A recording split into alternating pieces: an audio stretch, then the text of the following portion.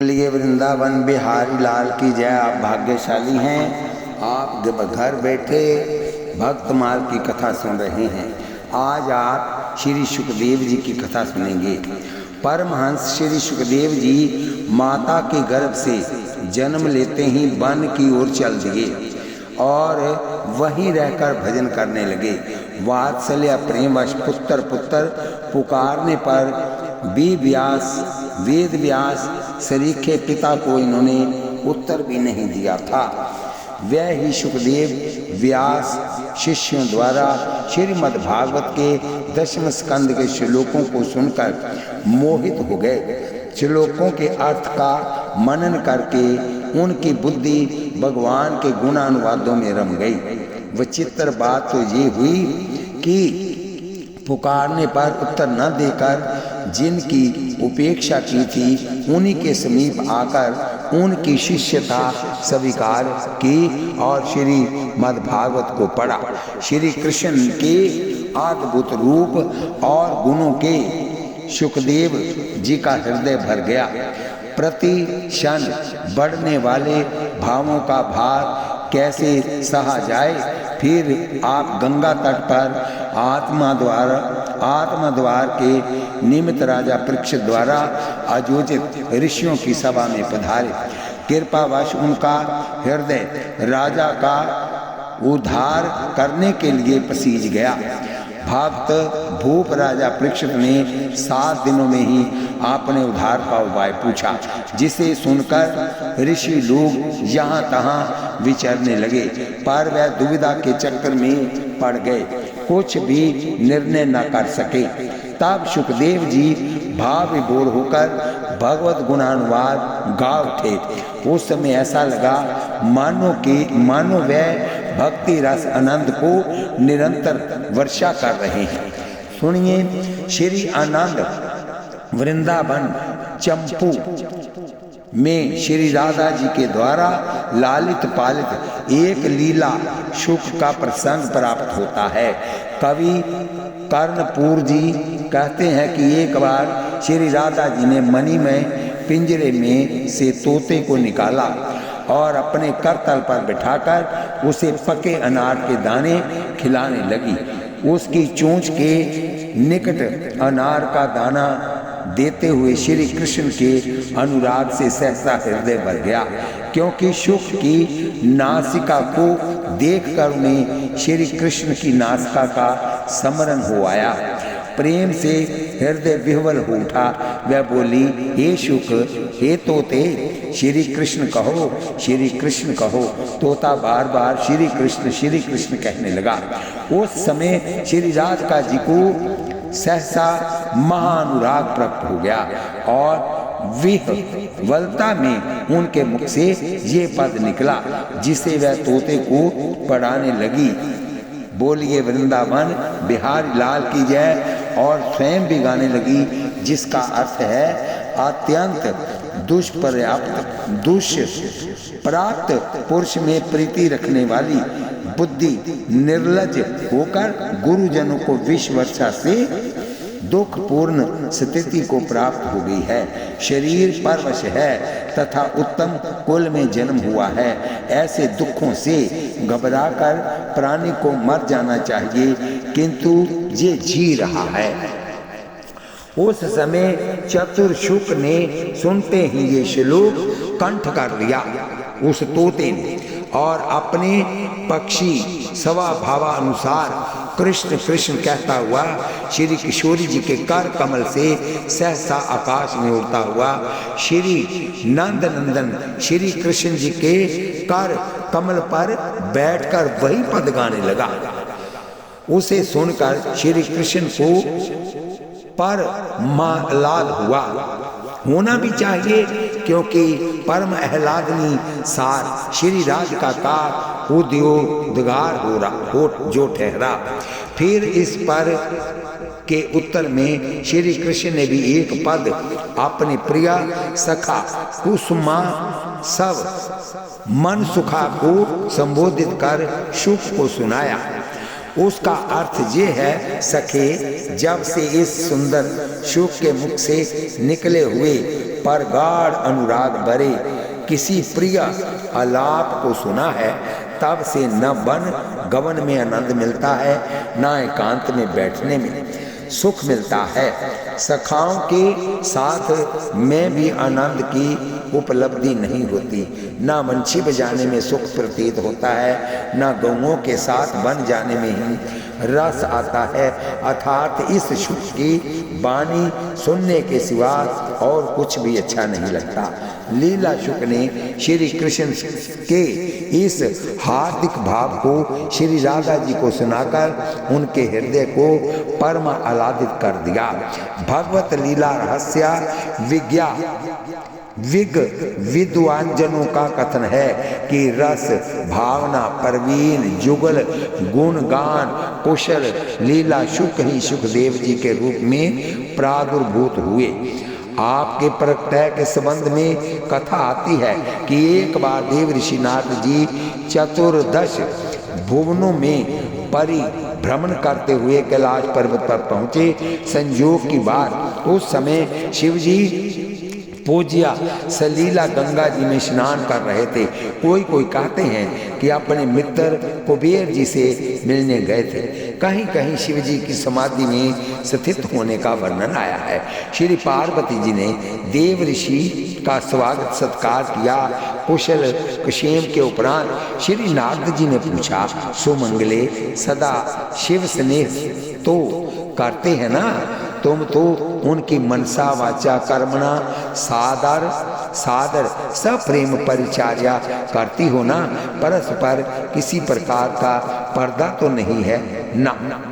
क्योंकि देवी प्रेम में पर्दा बड़ा ही अनुचित है। यथा प्रीति तहाँ पर्दा नहीं, पर्दा तहाँ ना प्रीति। प्रीति करे पर्दा करे, तुलसी ये अनरीति।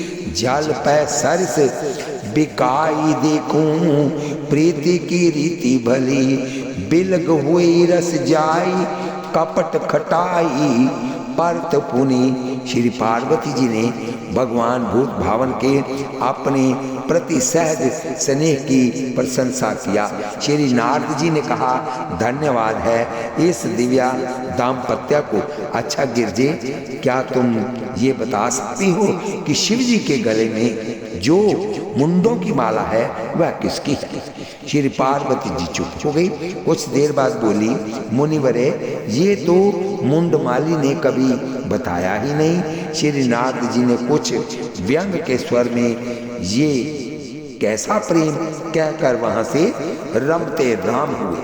श्री पार्वती जी को शिव पर संदेह हो गया। वह कोप भवन में चली गई।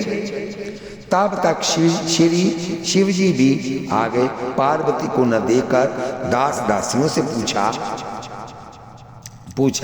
उनके बताने पर जब गिरजा कुमारी के पास गए तो उन्हें बड़ा आश्चर्य हुआ और उनकी अभूतपूर्व अवस्था देखकर जब बहुत मनुहारी करने पर पार्वती जी ने रहस्य खोला तो शिव जी हंस गए और बोले, क्या मेरी अनुपस्थिति में नारद जी आए थे?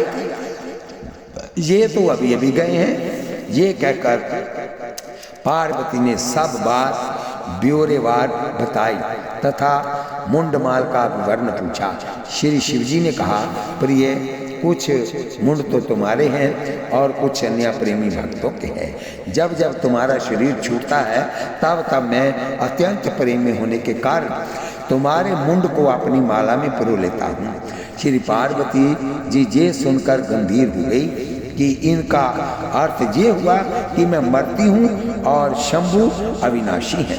फिर वे हाथ जोड़कर बोली कि प्रभु, जब आपका मुझ पर इतना प्रेम है तो मुझको भी अपनी तरह ही अमर क्यों नहीं बना देते हैं, जिससे कि हमारा आपसे कभी वियोग हो ही नहीं। श्री शिवजी ने प्रथम तो अत्यंत गोपनीय कहकर अपनी अमरता के रहस्य को छिपाना चाहा, परंतु अंत में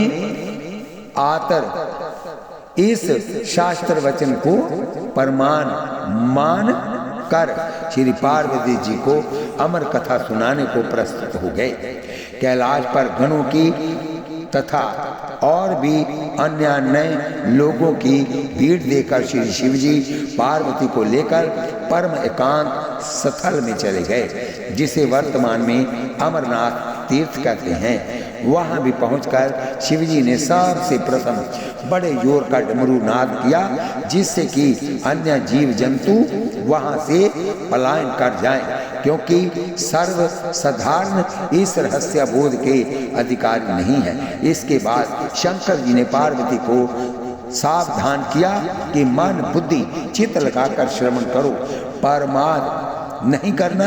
मैं ध्यान में स्थित होकर समाधि की भाषा में वर्णन करूंगा। श्री पार्वती जी बड़े ही मनोयोग से सुनने लगी और शंकर ने कहा, आप हूं करती रहना। शिवजी ध्यान अवस्थित हो वर्णन कर रहे थे।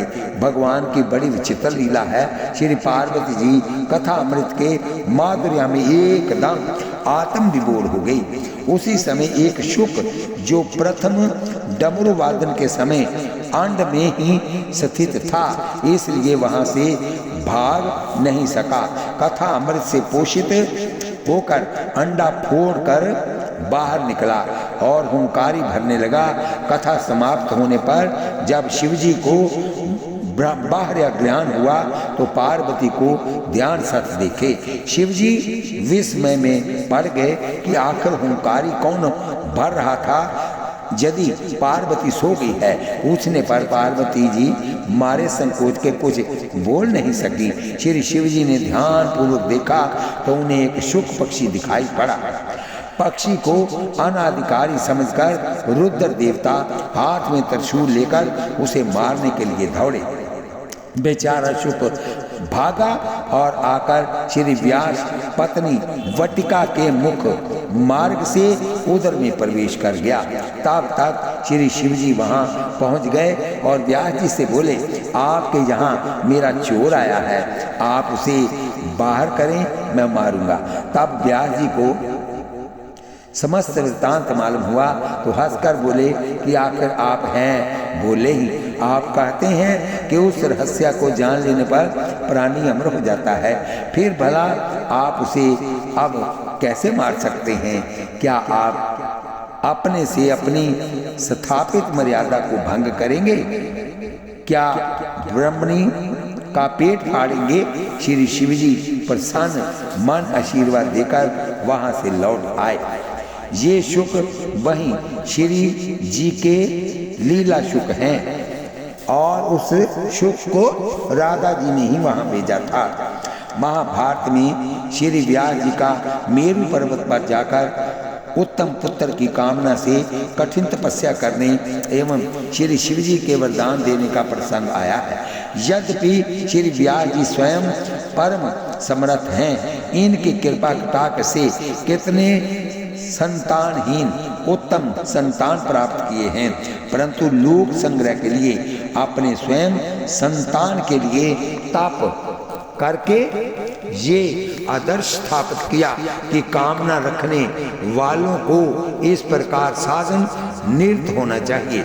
स्कंद पुराण के अनुसार जाबाली मुनि की कन्या चेटिका, जिसका दूसरा नाम पिंगला भी था, व्यास जी की पत्नी थी। उसी के गर्भ से श्री सुखदेव जी का प्रगटय हुआ।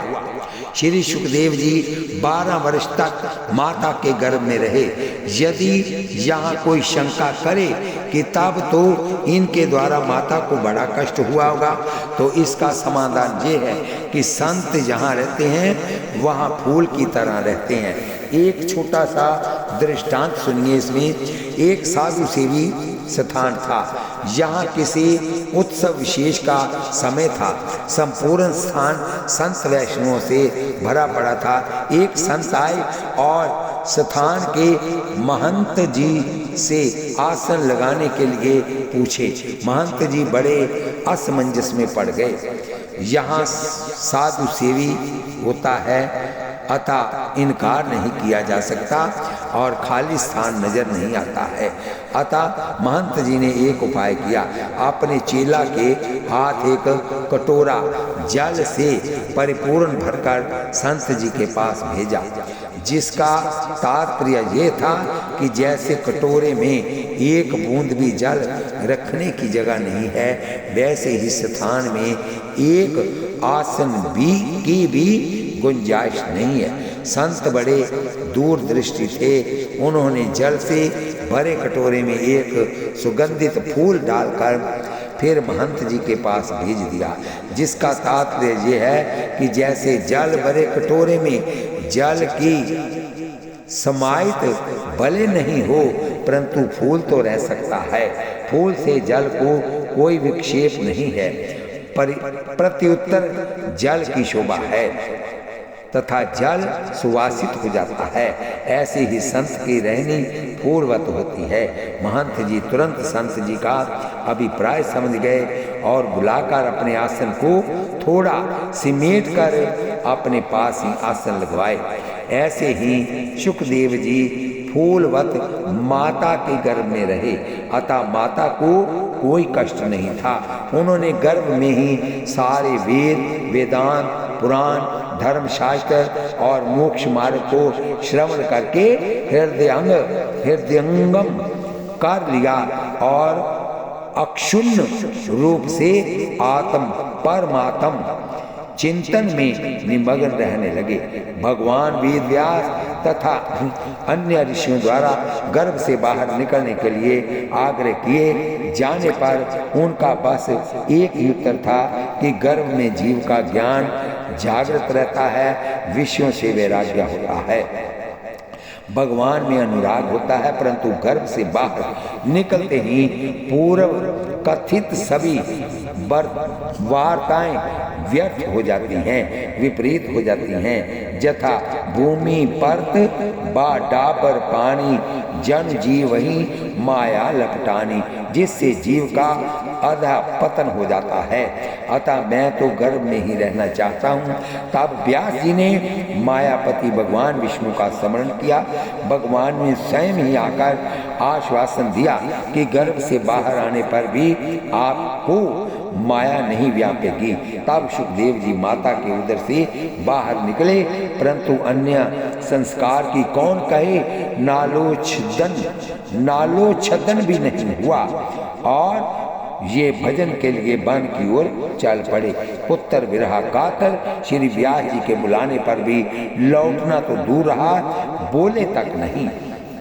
श्री व्यास जी ने पुनः भगवान से कहा, परंतु अब की बार प्रभु ने साफ जवाब दे दिया कि मैंने तो गर्भ से बाहर निकलने का वचन दिया था, सो पूरा हुआ।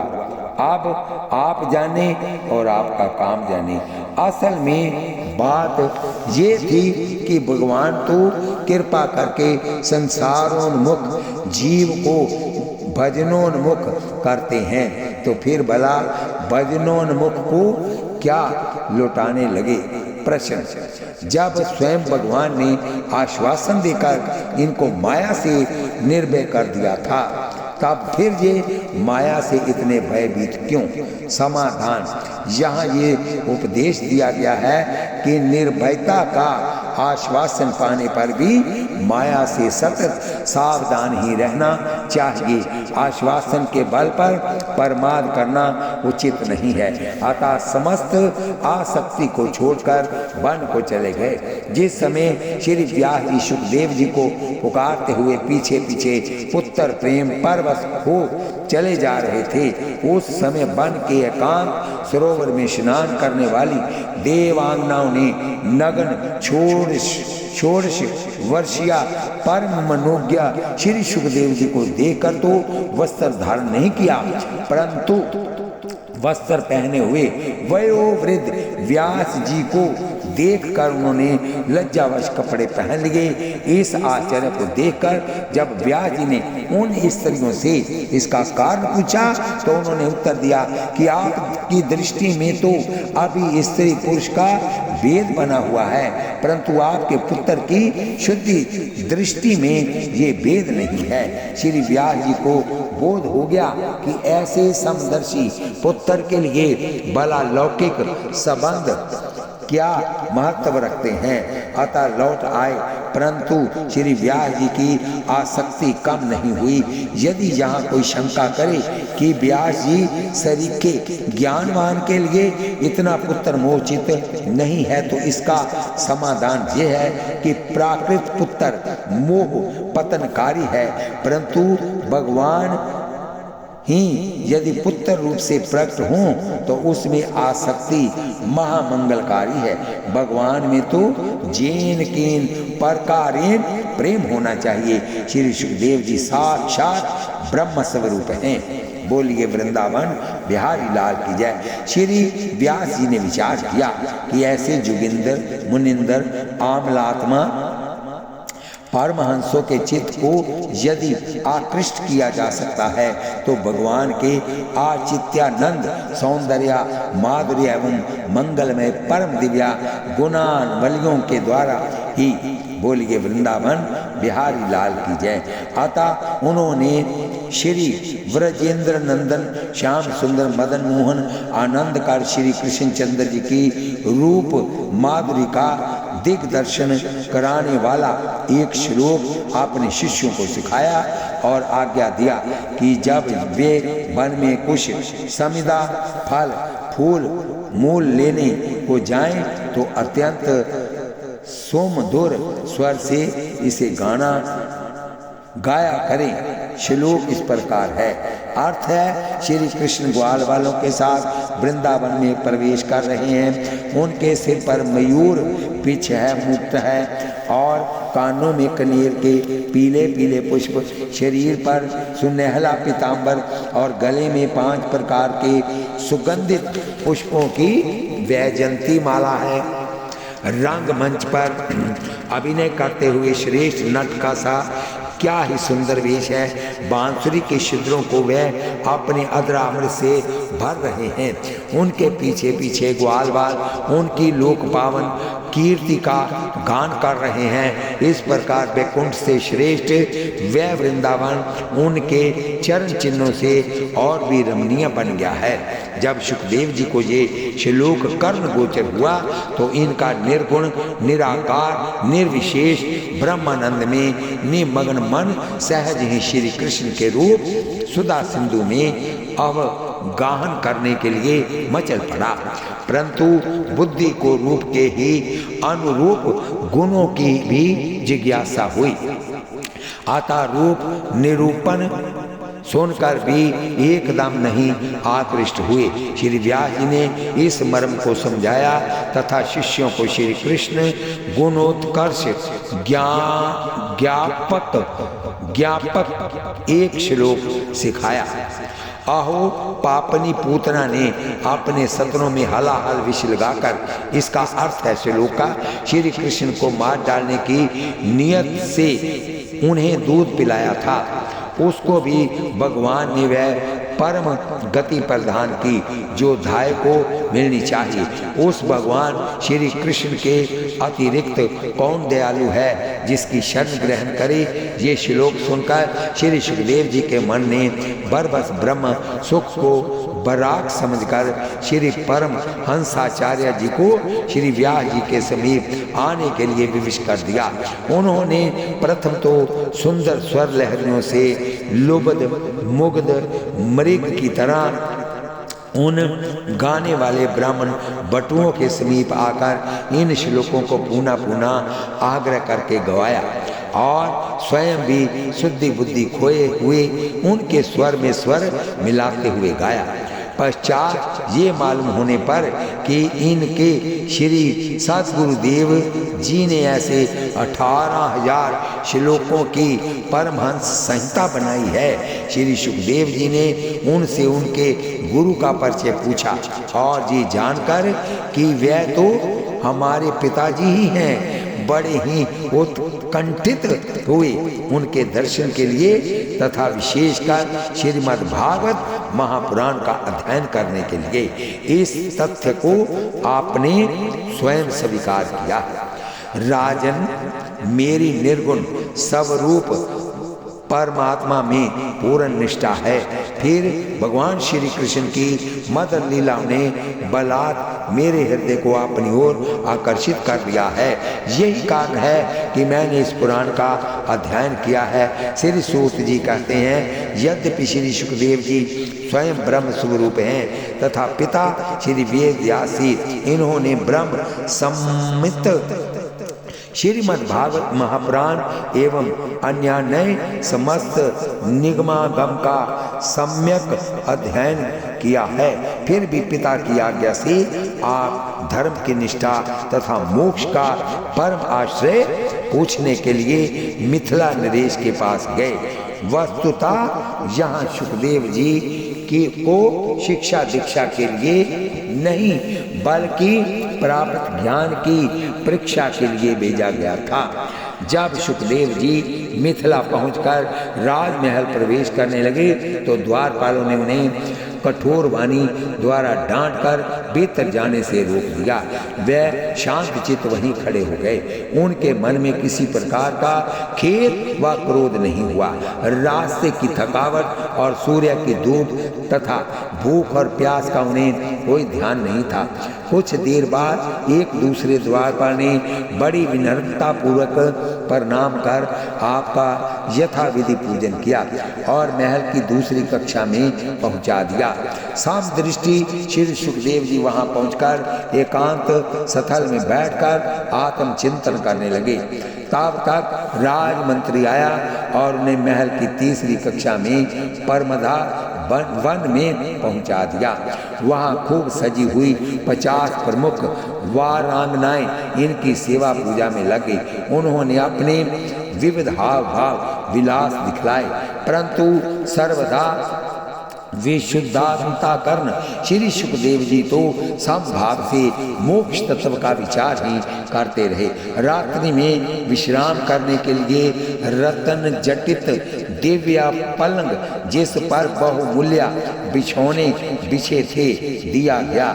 रात्रि का प्रथम पहर ध्यान में व्यतीत कर द्वितीय पहर में यथोचित निद्रा लिए और ब्रह्म वेला में पुनः उठकर नित्याकृत से निवृत्त होकर परमात्म चिंतन में लग गए।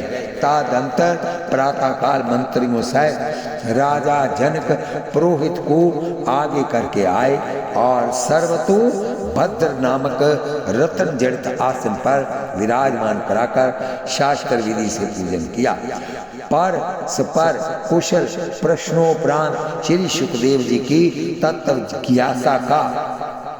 जिज्ञासा का समाधान करते हुए श्री जनक जी ने कहा, ब्राह्मण इस जगत में ब्राह्मण होने का जो फल है और मोक्ष का जो स्वरूप है उसी में आपकी स्थिति है। आपको ज्ञान प्राप्त हो चुका है, आपकी बुद्धि भी स्थिर है, आप सुख दुख में कोई अंतर नहीं समझते। अतः मैं तथा दूसरे मनीषी पुरुष भी आपको अक्षय एवं अनामय मोक्ष मार्ग में स्थित मानते हैं। राजा जनक की ये बात सुनकर सुखदेव जी एक दृढ़ निश्चय कर पहुंच गए और बुद्धि के द्वारा आत्मा में स्थित होकर स्वयं अपने आत्म स्वरूप का साक्षात्कार करके कृतार्थ हो गए एवं आनंद मगन हो बड़ी शांति का अनुभव करते हुए उत्तर दिशा की ओर चल दिए। बोलिए वृंदावन बिहारी लाल की जय। जिस समय श्री परीक्षित जी ऋषि कुमार द्वारा प्राप्त अपने शाप की बात सुनकर गंगा तट पर अमरन अनशन का व्रत लेकर बैठ गए, उस समय वहां पर बड़े बड़े देव ऋषि ब्रह्म ऋषि और राज ऋषि राजा पर अनुग्रह करके आए। वो सब का यथोचित सत्कार करने के बाद श्री परीक्षित जी ने हाथ जोड़कर पूछा, प्रियवरो विप्रवरो, आप सभी विद्वान परस्पर विचार करके बताइए कि सांप के लिए सब अवस्थाओं में और विशेषकर थोड़े ही समय में मरने वाले पुरुषों के लिए अंतःकरण और शरीर से करने योग्य विशुद्ध कर्म कौन सा है। बहुमत मुनि बहु पंथ पुराणनी यहाँ तहाँ झगड़ो सो नाना मुनियों के नाना मत। जब कोई निश्चित निर्णय नहीं हो सका तब नारद जी ने कहा कि अच्छा अब मैं उपाय करता हूँ। ये कहकर श्री नारद जी सुखदेव जी के पास गए और बोले, आप सा अद्वितीय वक्ता और परीक्षित सा अधिकारी श्रोता दोनों का संयोग दुर्लभ है। इस अवसर पर आप यहाँ पधार कर उसको कृतार्थ करें।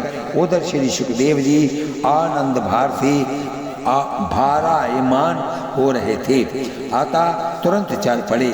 उनका वेश अवधूत का था। अवस्था 16 वर्ष की थी। सर्वांग अत्यंत सुगर सलोने सुगठित और सुडोल थे। श्याम वर्ण था। वह शरीर की छटा एवं मधुर मुस्कान से बड़े ही मनोहर जान पड़ते थे। बच्चों और स्त्रियों ने उन्हें घेर रखा था। वर्णन आया है कि कोई कोई चप्पल बालक श्री सुखदेव जी के ऊपर धूल कंकर फेंक देते थे, परंतु वह केवल मुस्कुरा कर रह जाते। बच्चों की देखा देखी श्री नारद जी ने भी एक फूल फेंक दिया तो सुखदेव जी ने उनको कड़ी दृष्टि से देखा।